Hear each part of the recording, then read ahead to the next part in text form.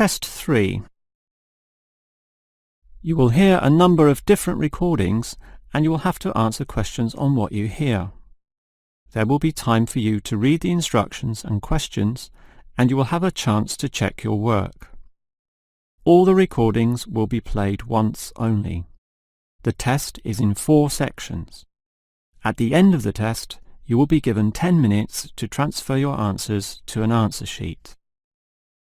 Now turn to Section 1. Section 1. You will hear a survey company representative ringing a person to obtain some information. First, you have some time to look at questions 1 to 5. Now we shall begin. You should answer the questions as you listen because you will not hear the recording a second time.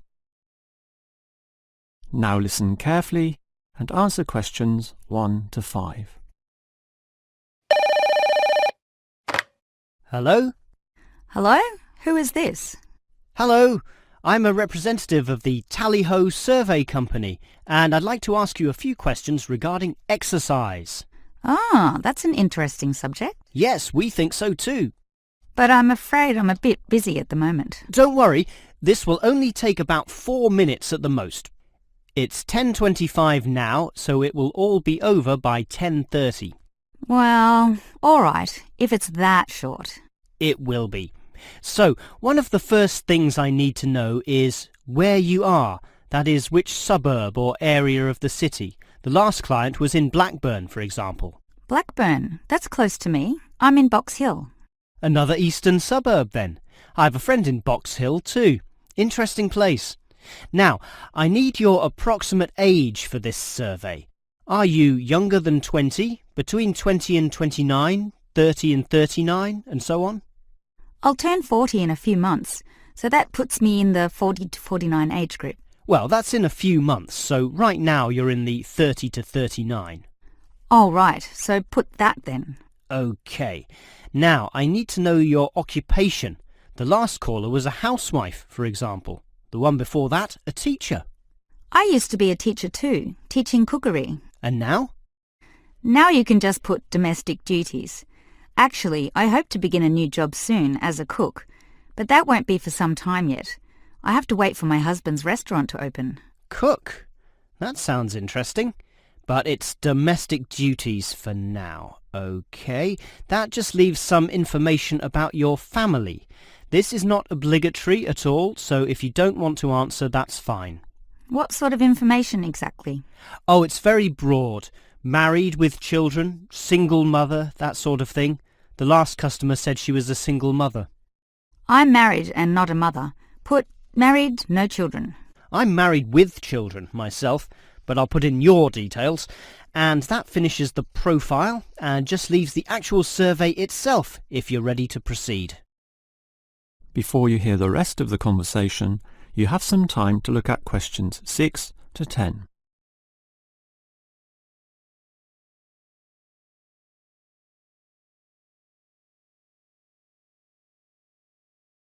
Now listen and answer questions 6 to 10. All right, let's begin the survey now about your exercise habits. I'm afraid I don't exercise much at all. Well, the main question is in what form you take your exercise, however little that may be. For example, in just cleaning. Do you clean the house?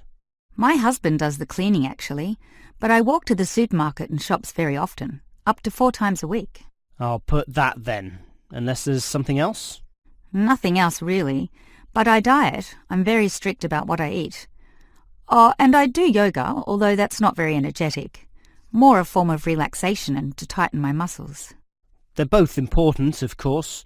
But what about sport? Do you undertake any sporting activities? This could be very infrequent. In the past, for example. My husband plays basketball at the local school and I sometimes watch. When he was younger, he was in a basketball team, but I never participated. Have you done anything at all? I used to hike in a nearby national park. Well, that's a definite physical activity, so I'll put that, but not basketball. All right, that just leaves future exercise intentions. Do you plan or expect to do, at some stage, any form of exercise? I once dreamt of doing modern dance, but that's never going to happen. Realistically, I'm thinking about going swimming at the local aquatic centre, although my husband thinks we should just jog. I can't see myself doing that though. Too tiring. I can understand. I used to jog too, and it really makes you sweat. I'd say swimming's a much better option. But I'll be starting this job as a cook in my husband's restaurant. I imagine I'll be very tired doing all those late shifts. But if I have any energy left over, I might go to the aquatic centre to release some stress. All right, well, that's the end of the survey. Thank you very much for your time. That is the end of section 1. You now have half a minute to check your answers.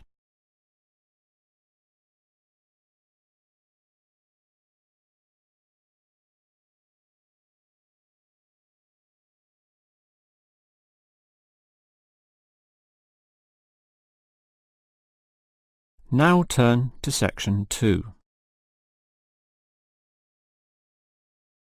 Section 2. You will hear the director of a language centre library explaining about its facilities to some new students.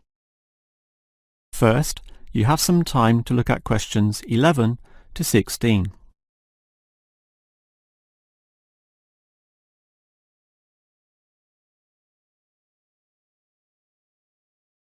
Now listen carefully and answer questions 11 to 16. Welcome to the library, or the ILC, which means Independent Learning Centre, and let me explain about some of its facilities. We're standing here at the entry gates next to the borrowing desk. That's where you check out any books, but you are also advised to study in the library here, since most of our material cannot be borrowed.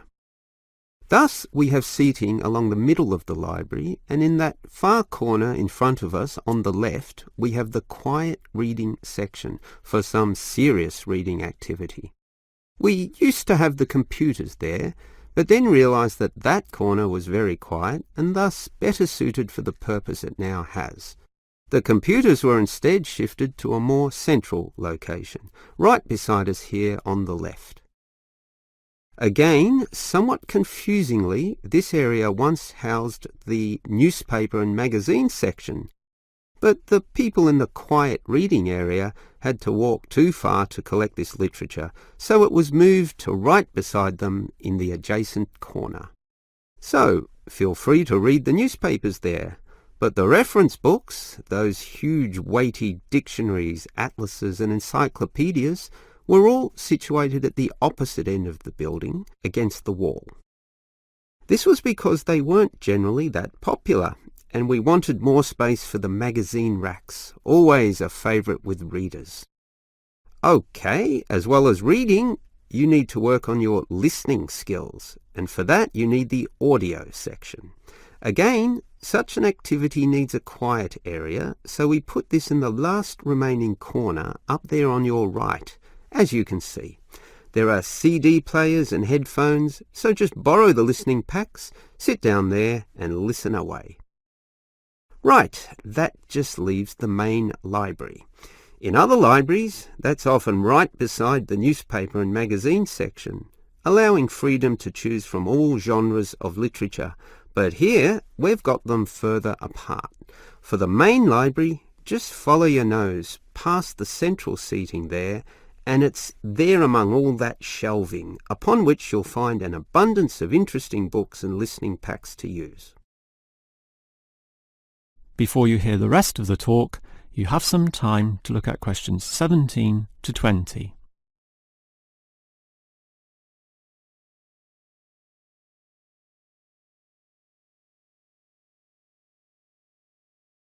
Now listen and answer questions 17 to 20.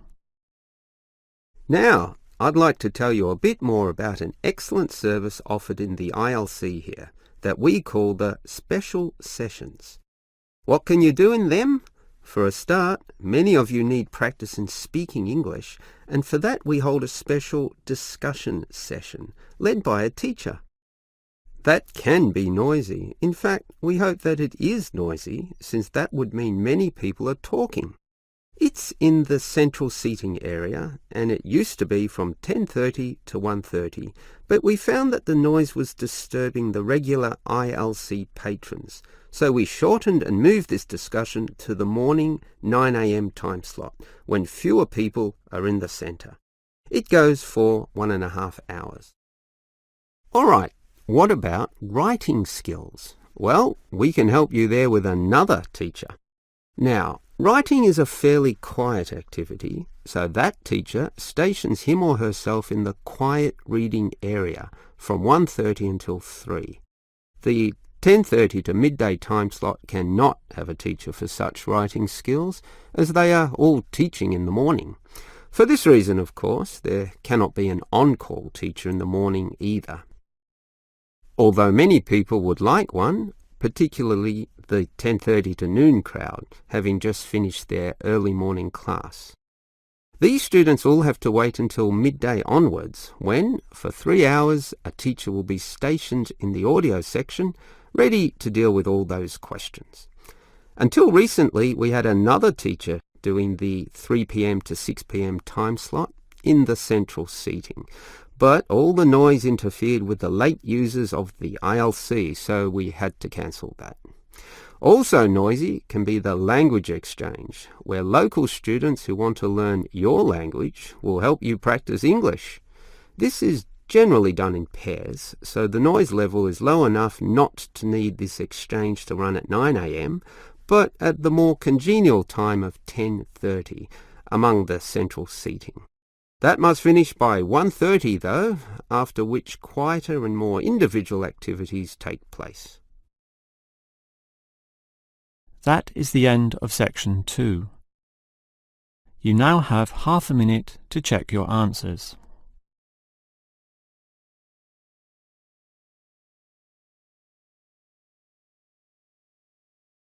Now turn to section 3. Section 3.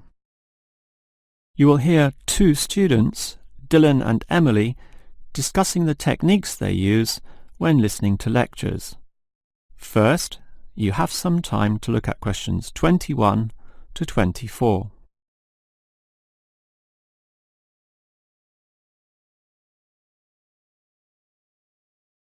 Now listen carefully and answer questions 21 to 24. Hi, Emily. What did you think of that lecture? A bit hard to follow, but I have some good lecture listening note-taking strategies which really help, so I can review the lecturer's message later. Lecture listening note-taking strategies? Review it later? That sounds interesting. I must admit, I struggle a bit to take down the gist of what I hear. Look at my notes. Well, I can see a basic problem immediately. You're writing full words, such as century, when all you need is a C. And don't write increase, just draw an up arrow. And why write thousand when a TH will do? I see. Just use symbols. That's not a bad idea at all.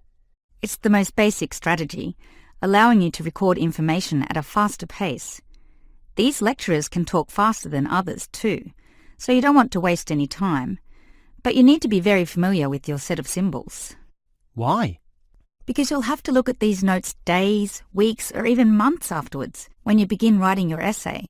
So you'll need to be able to interpret them at a later stage. I think I can do this, even by looking at your notes. Imed must mean immediately. But regarding the lecture as a whole, I knew the professor would be giving a set of specific recommendations and comparing two alternative approaches, so I formatted my page in advance, adding the features consistent with the nature of what I was going to hear. I think I need an example of what you mean. Well, look at my page. Before the lecture, I drew large headings saying recommendations. You should always draw these, and I draw a table saying approach 1 and approach 2. At the end, I drew a flowchart, as obviously the final recommendation would be a step-by-step approach. Then I was prepared in advance to simply fill in the spaces. Wow! Now that's clever. Before you hear the rest of the talk, you have some time to look at questions 25 to 30.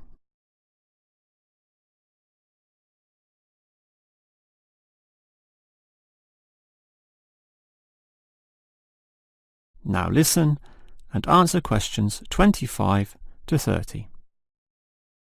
Your advice about note-taking sounds great, but I still have one question, Emily. How are you able to design your page in advance?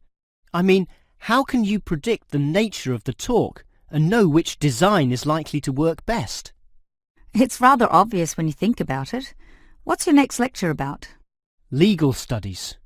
Well, that suggests to me that you'll need a flowchart, since the judicial system has a very logical, do this first, do that second approach, which must be followed in that order. You know, all the processes that happen in the courtroom and the procedures that must take place to ensure complete legality. Sure, that's the way law is, very linear and orderly. But what about culture studies? That's just a mass of comparisons of different cultures. Which tells you that you'll need a table where, in tabular form, you can efficiently write down information. But often the lecture's not that simple. The professor throws in a really complex mix of ideas. Then use a spider graph, like the web a spider makes, where there's a central idea around which you attach all the associated thoughts and ideas and impressions. I see. I think I understand. And that would be very quick too, very efficient. I like that. But what about management theory? How would you approach that? The same as with culture studies. I'd use a network, which is basically the same as a spider graph, linking thoughts, although this time there are directions involved. It is this element that makes it different, the fact that the thoughts go one way and not the other. Okay, has directions. It sounds logical. And what about the other subjects, such as political science? There's no predictable order to that. Well, for that I'd just put my notes in a line, that is, in linear or straight line fashion, and these notes would use symbols, of course, to save time. Okay, that just leaves mass media. For that, I wouldn't have any special design at all. As you say, sometimes it's impossible to predict in what way lecturers will present their information, in which case the best you can do is pre-write headings, but not specific, just general, as in main 1, main 2, sub 1, 2 and 3, and so on. Okay. But always be prepared to adapt to the nature of the talk, using any one of the other methods if it becomes appropriate at the time. That is the end of section 3. You now have half a minute to check your answers.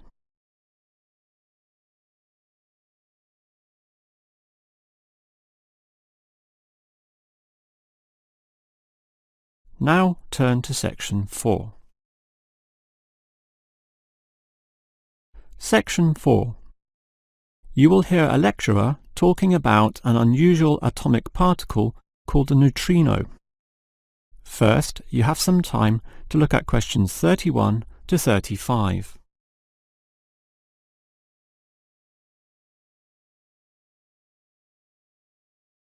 Now listen carefully and answer questions 31 to 35. When considering the smallest unit of matter, the atom, most people know of electrons, protons and neutrons, but almost none know of another particle, even though they are constantly emitted from the sun in the trillions, with 100 to 200 billion of them regularly passing through your body every second. To repeat, that's not thousands, not millions, but billions every second. You don't feel them because they are small. In fact, so tiny that we can barely detect their presence at all. These mysterious particles are called neutrinos. Despite such an abundance, detecting them is a huge undertaking, and there are many reasons for this. Firstly, the neutrino itself is so small that you need to eliminate absolutely all other particles around. To do this, you need what is called a clean room, one that has an extremely low level of dust, microbes, floating particles or chemical vapors. You probably don't know it, but the air around you right now has almost 40 million particles per cubic meter. In contrast, the cleanest of clean rooms has less than 10.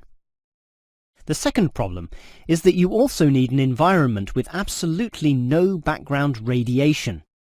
At the surface of the Earth, such radiation is all around, from the sun and sky, and from TVs and communication devices. The only way to screen out all that is to go underground, and I mean deep underground. For example, the Sudbury Neutrino Observatory in Canada uses an old nickel mine, one of the deepest in the world, and puts the observatory in its lowest tunnel, more than 2 kilometers below the surface. At such depths, stray radiation is sufficiently screened out to allow neutrinos only to pass by. The final problem is that you need an elaborate detection system, and this apparatus is huge, and its installation in this deep underground cavity presents quite a headache. Holding such a weighty construction safe and secure requires complex engineering work, such as rock bolting and support structuring. This obviously requires great care and takes a lot of effort. Before you hear the rest of the lecture, you have some time to look at questions 36 to 40.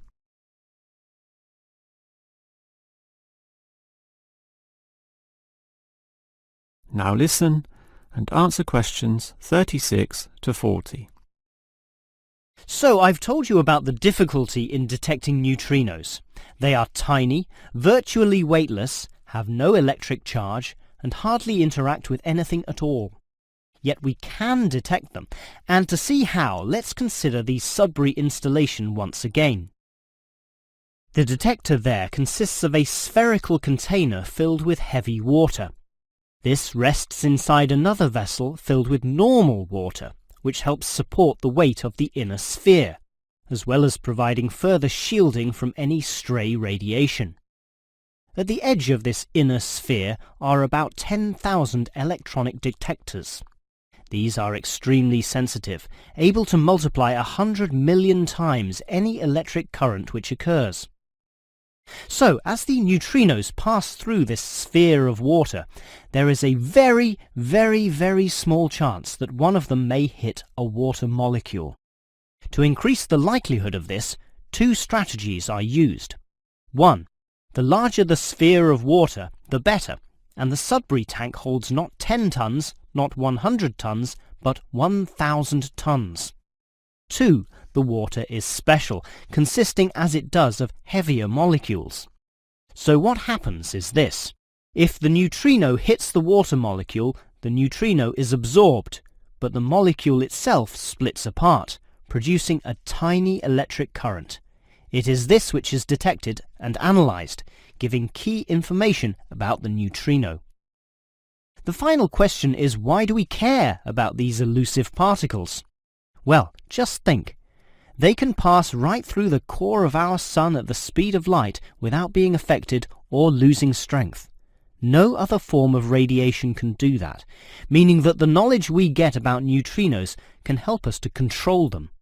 With this ability, we can probe the center of our Earth, the inner layers of our sun, and the outer limits of our solar system.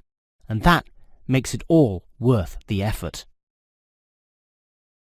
That is the end of section 4. You now have half a minute to check your answers.